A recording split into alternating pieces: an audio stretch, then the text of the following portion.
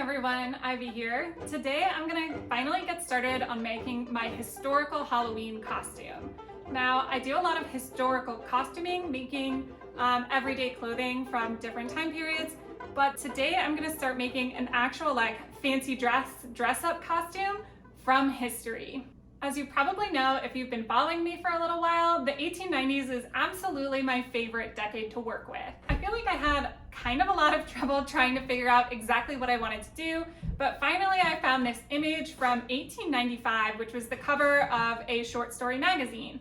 I decided that instead of the pure white and kind of off shade of red, that what I really wanted to do was more like a rusty red color and a cream, because I think that I'll probably end up using those a little bit more often.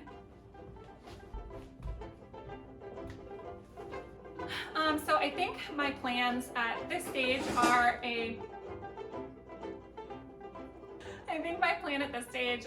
to get started on the bodice today. I decided not to go with satin. I ended up just choosing a lightweight cotton because after all, it is just a costume. And I'm not sure how much I'm necessarily going to end up wearing it, so I didn't want to sink a lot of money into something fancy like taffeta when I have just cotton. I think will work out fine. I did go to the effort to buy some nice faux silk to use for the sash. You're gonna look cute in your costume too. So I think now is a really good time to finally make some foundation garments that I've sort of been avoiding. So not only do I need to make the bodice and skirt as well as the sash and hat, but I think I'm finally going to make a really nice bustle pad using this tutorial, which is free, by the way, from Black Snail Patterns. So here's a list of everything that I need to work on.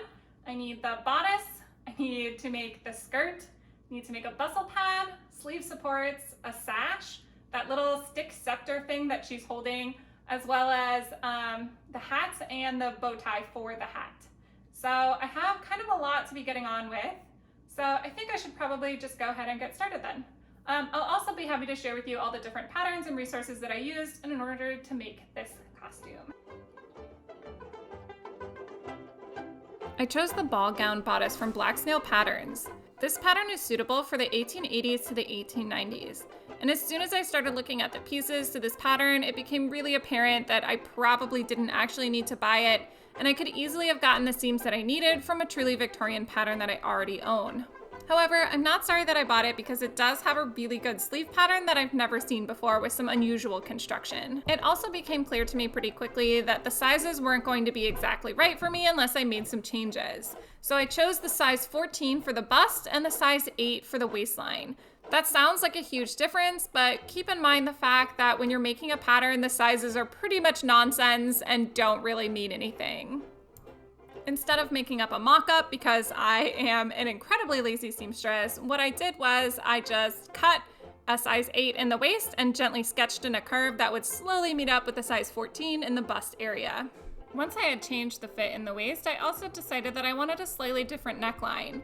The neckline that the pattern comes with is a square neckline, which is perfectly cute and very adorable, but I decided that I wanted more of a scoop style neckline for this one. So all I did was I took a pencil and I sketched directly on the fabric and just kind of sketched in a curve that I thought would look nice. I started by cutting all of the pieces from my fashion fabric first, but then I'm also probably going to go ahead and flatline this project. So I'm going to cut out everything again from a simple cotton, sandwich the two pieces together, serge the edges, and then treat the whole entire pattern piece as though it's one piece of fabric. After sandwiching the layers of fabric together, I serge each pattern piece individually, rather than after I sew the seam together. That way if I make a mistake, I can still take the seam out and the edges will remain finished.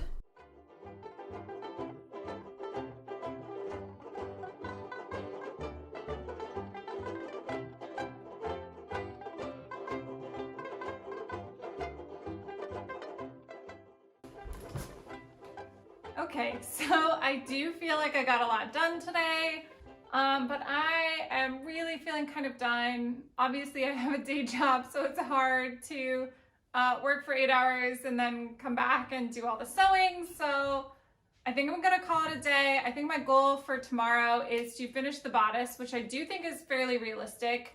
Now that I have looked a little more at the pattern, it makes more sense to integrate like a ruffle between the outer fashion layer and between the flat line. So I'm feeling pretty good about what I have so far. So I will see you tomorrow.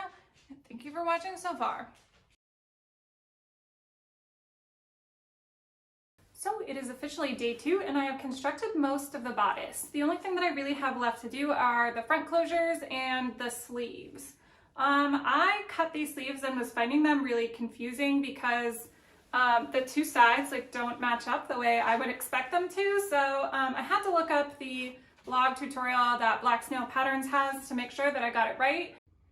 This sleeve includes a fashion layer and a lining layer, and it's really important that you have both because it won't hold its structure if you don't. The first thing that you're going to need to do is go ahead and run 4 different sets of gathering threads all around each edge, and that includes the ones that go along the side seam. Essentially what you're trying to do is shrink the larger piece so that it fits neatly within the borders of the smaller piece. So go ahead and pull those gathers at the bottom tight so that it matches and is the same size as the edge on the lining piece. Once you've done that, pin them right sides together and then run the seam. Once you've run that seam, of course you want to open it up and then iron the seam. And then you should have something that looks like this with a nice finished edge along the bottom. Once you've done that, it's pretty straightforward. You just finish gathering each side to fit the lining. These are done wrong sides together and then basted down. After that, you just treat it like a normal sleeve. So I'm feeling pretty good about my progress thus far.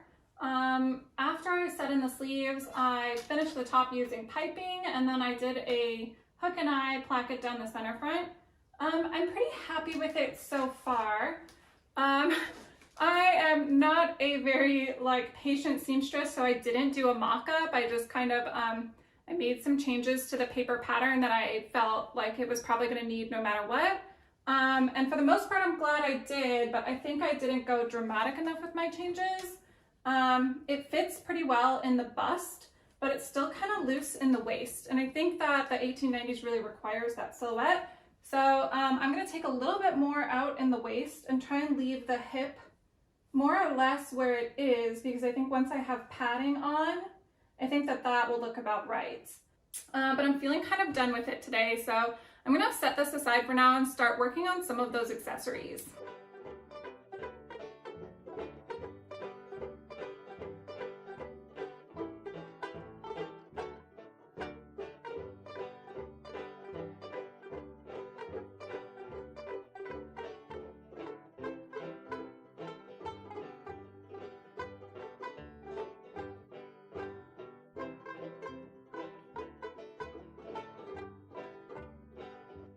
I think I'm gonna go ahead and wrap up filming for today. I do feel like I got a lot done.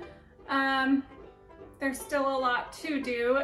I'm really glad that I took a break from working on the bodice in order to do something in the contrasting color, because I was not feeling super great about the color of the bodice, but then seeing the two together, I think it looks really pretty, honestly.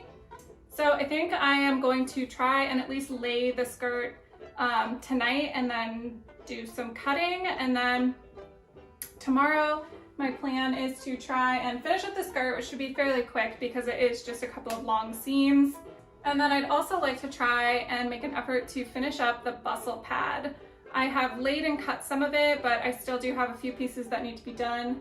After that, I'm moving on to accessories, and I completely forgot that this costume actually requires gloves, which I have never made before. Good luck to me. I'm going to try and make some gloves. So I will see you tomorrow.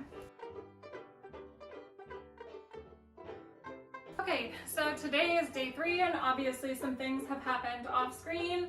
I did cut and lay the skirt last night, and then I finished stitching it up this morning. I also made the sash this morning as well.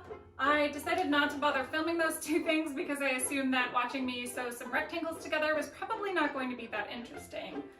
I'm relatively happy with everything that I have on the mannequin right now, and I think it's time to get started on the thing that I have been sort of the most intimidated by, which is the gloves. Okay, so I found this free PDF pattern for a pair of leather gloves. And although I don't have any formal training in sewing, I can tell you right now that attempting to make something from this fabric, which has a very loose weave and tends to fall apart, and then using a pattern on said fabric that is meant for something that literally doesn't fray at all is a terrible decision. Unfortunately, if you look at the drawing, the gloves match her sash and hat perfectly, so I don't really feel like I necessarily have much of a choice. I might try and interface the gloves to kind of prevent them from fraying too much and see if that does the trick. Otherwise, they're just a costume, so, you know, live your best life. However, apparently I have not been sewing long enough to decipher this pattern. I watched the tutorial and this thing is like absolute nonsense. I am going to sit down and try and do a mock-up, which is something I almost never do, just to kind of get a sense of how they want it to go together, and then, you know, come along for the ride and we'll see if we can figure this out. I have been sitting here for 5 minutes staring at my hand, trying to figure out why these don't fit.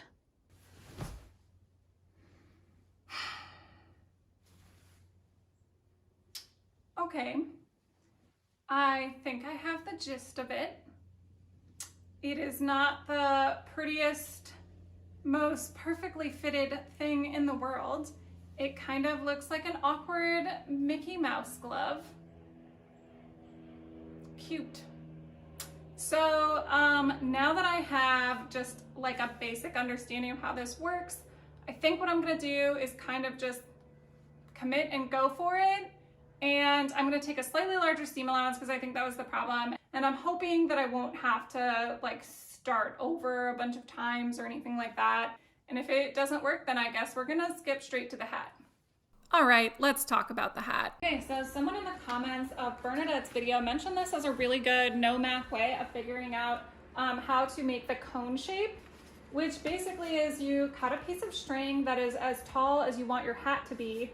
You anchor it at the top and tie a pencil to the other ends, and then make a pendulum motion to get the arch correct. Once I had that arch sketched in, I measured my head and then matched that measurement to the arch. Then you can connect the 2 points that you just made to the place where you anchored the string. I used the same pencil and string technique to get the 2 circles that I needed for the brim of the hat.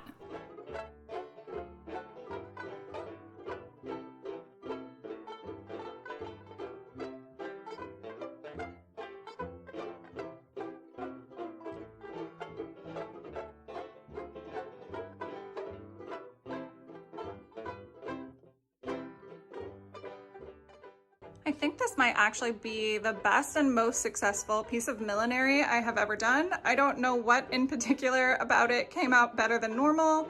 I think maybe I've just screwed up enough hats enough times to have gotten it right for once. It still needs to be trimmed with that white crisscross ribbon, but then after that, the hat is pretty much done. Okay, I think I am probably gonna leave it here for today. I feel like I've gotten quite a lot done, even though it probably doesn't necessarily seem that way. So I'm really glad to have the hat out of the way. I feel like I at least have a good plan for the gloves, even though they're not necessarily done yet. I think it'll go relatively quickly. And then after that, it's pretty much all finishing. So just hems and things like that. What do I taste like? Witches? But after that, everything is mostly done. So yeah, I'm feeling pretty good about it. I am really happy with it so far, and I am looking forward to finishing it so that I can take some pictures and video and all of those wonderful things. So thank you so much for watching so far, and I will see you tomorrow. I'd love to pretend that today is actually day 3, but a million things have happened somehow to prevent me from actually doing any sewing. So it's actually been about a week since I actually started this project, but it is the 3rd and hopefully final day of really active sewing. So I'm basically done. I have a few little things. I still need to hem the sash and clip some threads and iron the skirt.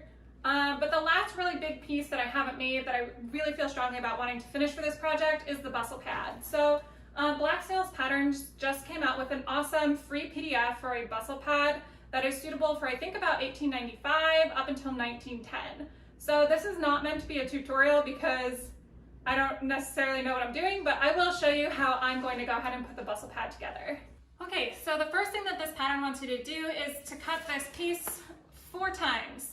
They want it twice out of the outside fabric and twice out of batting. So I've already cut the 2 outside layers of fabric, so I'm going to go ahead and cut it out of the batting next.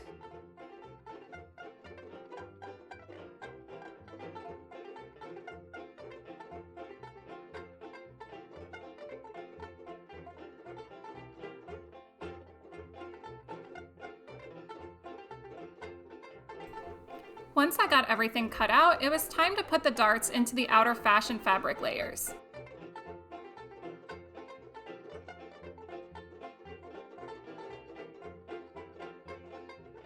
Because the batting is so much thicker than regular fabric, what they want you to do is actually cut all of the wedges out and then stitch it together edge to edge.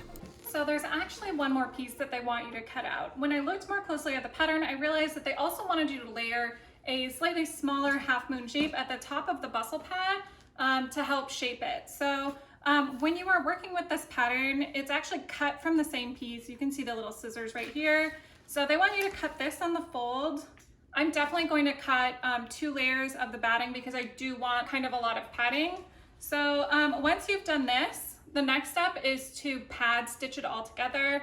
I've never really done any pad stitching before, so I'm gonna assume that really what they want is for me to baste all of the layers of batting together so that nothing shifts around after it's all been sewn together.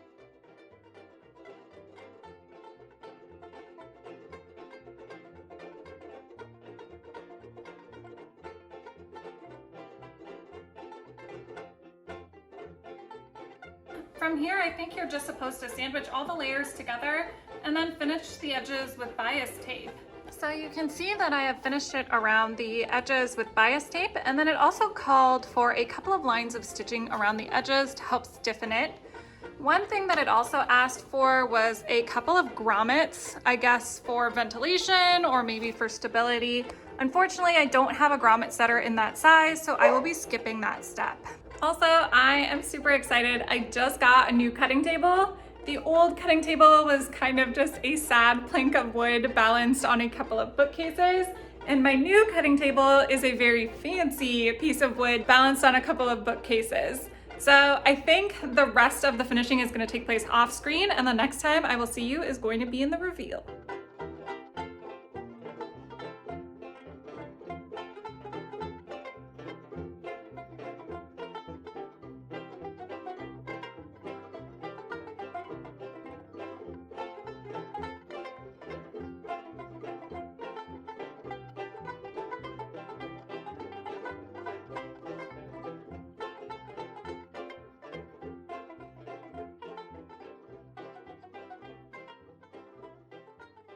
Okay, so I am going to do a little bit of wrap up, talk about what went wrong and what went right and what I would do differently for next time. First of all, what I would do differently for next time is choose a costume that doesn't have gloves, because this is easily one of the worst things I've ever had to make in my entire life. And they were an obscene amount of work for very little payoff, I think. They look just mediocre, and frankly that's a little bit generous, and I feel like I put so much work into them and they barely look okay. So definitely no more gloves for me, not my thing. I am really super happy with the hat, which is exciting because I'm not normally very good at millinery, so I'm really glad that the hat came out as well as it did.